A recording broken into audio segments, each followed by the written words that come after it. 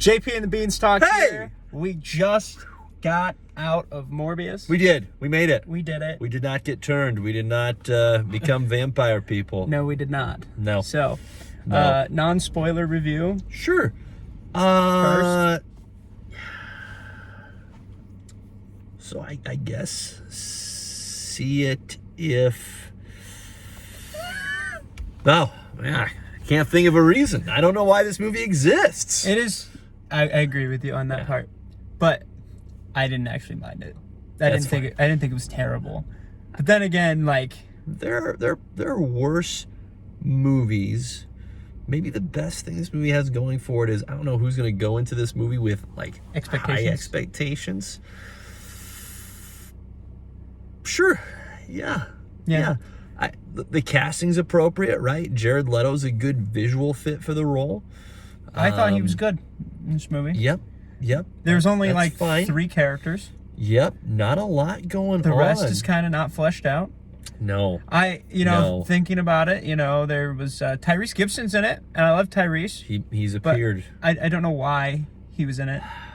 Yep. That one didn't make too much sense. No. Like looking back, especially the way that the movie ended, but we'll get there. Listen, the initial premise of the Michael Morbius character, where he has suffered from this debilitating, life-threatening disease for his entire life, and therefore he's highly motivated, along with being highly skilled, to pursue a cure. Like that's solid, right? Yeah, that makes sense. It's a good premise. I can get on board with that. Maybe what's most disappointing is that I don't feel like that premise was rewarded or fulfilled in this movie. Like it felt microwaved. It was like the peak of this movie, okay, was like it was gonna be a good frozen pizza. Like there's always gonna be better pizzas out there. Yeah. But when you eat a frozen pizza, you're like, you get it. You're like, I know what this is and is not, and I'm at peace with that. And I'm gonna still enjoy this frozen pizza. But to me, this was like a frozen pizza that was microwaved. It was like, time out. This isn't even... Like you can eat part of it, but not the whole thing. It's rubbery, and you're like, I'm just disrespecting myself at this point. So not a fan. Not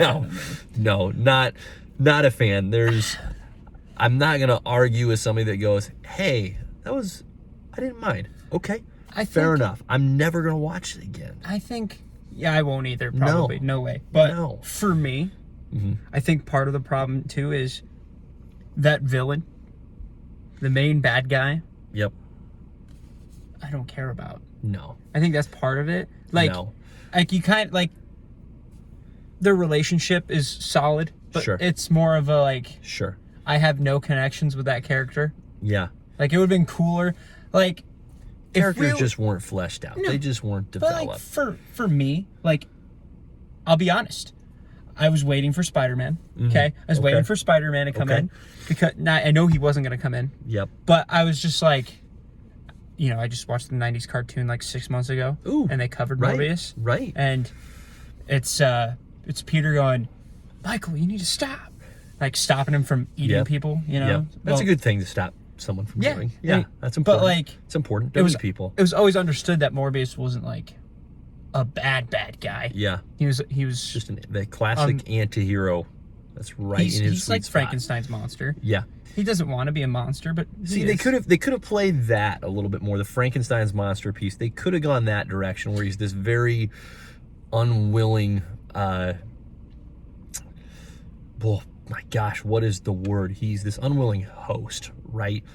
And instead that just wasn't explored. Well, there were different ideas that were kind of teased, like, are we going to go down that route? Are we going to go down that route? Didn't feel like we committed a certain direction. Like, we came out of Venom, Let There Be Carnage, right? And I was really entertained by the Tom Hardy performance. Correct. The movie as a whole, it's like, seen it once, that's going to be good enough. Yeah, unfortunately. But, but there was more to that movie that was worthwhile, that was enjoyable. And I said coming out of that movie, like, I want more of Tom Hardy as Venom. I definitely want more Tom Hardy. And this one, like, it's done, and I'm not going. Sign me up for more Morbius. Sign me up for more of of our guy Jared Leto as Morbius. And that's nothing against Jared.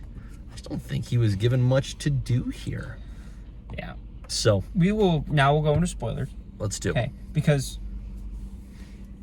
so it's spoiler that's time. The thing. Okay, so like I mean, he spent half the movie as a cartoon. There was so much CGI action, and it just felt fake. Well, for me, it was like the whole time he's like, I don't have control. I don't have control. And it felt like But he really it would have been did. cool. It would have been cool if like in that final fight he would have lost control and then figured out how to control it like right at the end and then beat him. But instead it's just like bats. Yep. Bats. Lots of them. That's how he won? And that was bats? Inexplicable and entirely random. And why can't he talk to bats? What vampires can talk to other bats? We don't know. I will say the echolocation was cool. Mm-hmm. That concept was cool. Yep. Seeing that play out in a movie was really cool. His powers are actually kind of dope. Like they're unique. It's a new power set that you don't see very often. Sure. But like, man. Yeah. Yeah, and then her like, I thought she was dead, and then she came back, and now she's a vampire. I didn't think he could spread it. Did she swallow his blood? I'm very confused. Yep, very confused. And we don't even see what happened Another to her. half-baked idea. And I gotta ask at this point, like, what is Sony doing? Why are they even bothering to make these movies? They're setting up a Sinister Six. I'm telling you right now, based off of that end credit scene which, where by the way, Toome shows up, and it just doesn't make sense. He shows up in a random prison cell. It doesn't make sense. They release him. It doesn't make sense. He suddenly still has all his Stark tech that he took, which doesn't make sense at all. And then he's meeting Morbius out in the desert for God knows why, because Morbius isn't a bad guy. At the end of this movie, anyways, he's not a villain. I was very confused by that. It doesn't make sense. No.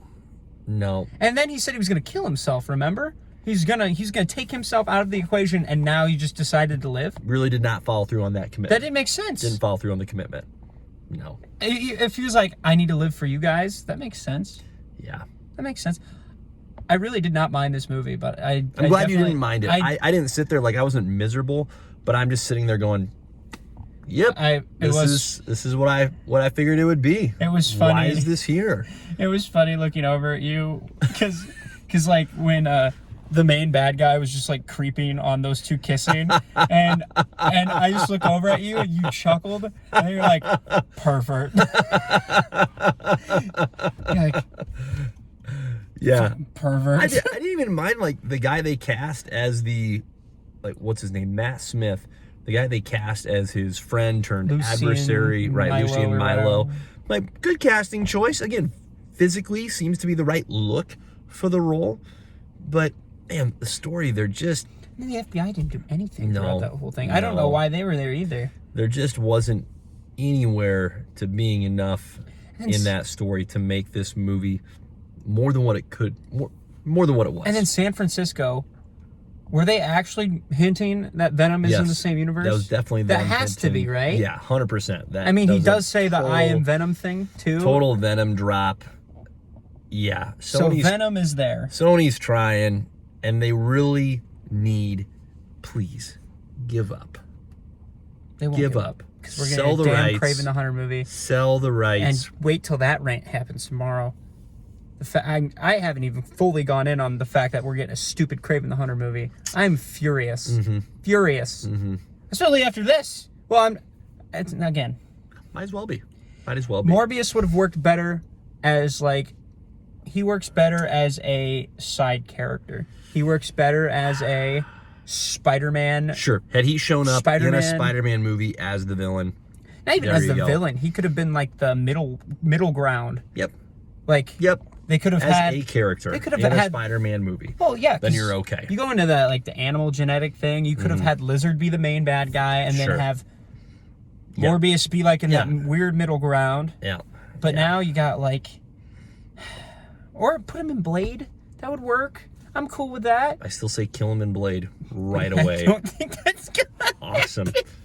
No, all right. They'll probably show up in Kraven the Hunter. That's probably what I'm predicting next. Dang it. All right. So we're going to wrap it here. we're podcasting soon. Yes. We've got good things, things to say about this. And do you good think things there's to say going about to be other a things. Morbius sequel? No. I don't think so either. No. And I will say this: the next time we see chance, 0. the next time we see Morbius, either will be because he went to the main MCU, or dead, or Sony is gonna fully go in on the Sinister Six. We will see him at the end of Blade's sword, disintegrating into ash, and it will be a glorious He's not a regular vampire. They can do whatever they He's want. different vampire. They can do whatever they want. I mean, they could still do probably whatever cut they his want. head off. So I don't care how he goes. Just Blade. Take him out.